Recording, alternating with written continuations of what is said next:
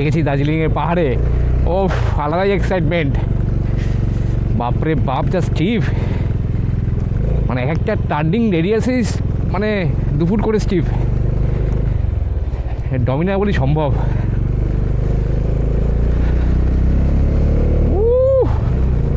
মারাত্মক।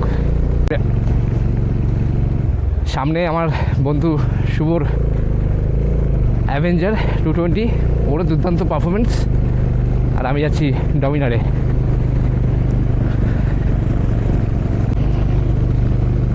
আর এই রাস্তার দুই ধারে ঘন জঙ্গল। ও এখন সকাল 10টা বাজে, রোদ হালকা দেখা যায়, বাট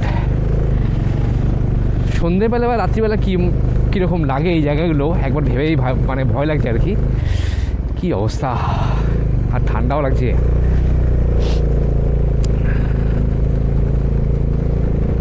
এখনও তো আমরা অনেক উপরে যাওয়া বাকি আছে, এখনও অনেকটা উপরে উঠতে হবে, প্রায় ঘন্টাখানেকের রাস্তা আছে।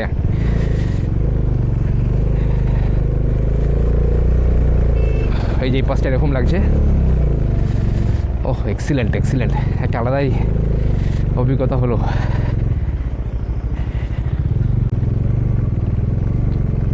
তো অবশেষে করতে পারলাম,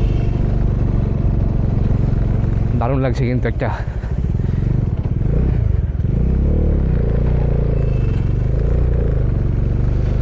একইভাবে স্কিলফুলি ব্যাপারটাকে হ্যান্ডেল করে নেবো। এখানে কিন্তু অনেক কিছু জানার আছে। অ্যাকচুয়ালি যারা মোটো ব্লগিং করে তারা, বা যারা নর্মাল রাইড করে, আমাদের মতো নয়, আমরা তো আলেকালে একবার দুবার আসি, বাট যারা আর কি প্রতি মাসেই একবার করে বা দুবার করে আসে, তো তারা ব্যাপারটাকে অনেকটা রপ্ত করে নিয়েছে। বাট যারা নতুন আসবে তারা কিন্তু এসেই যেন একদম ভেবে নিও না যে একদম সোজা মাখনের মতন।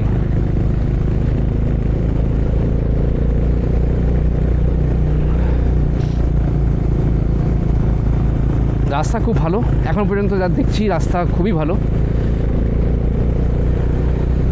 জানি না আগে গিয়ে কী আছে, তবে আশা করছি ভালোই হবে।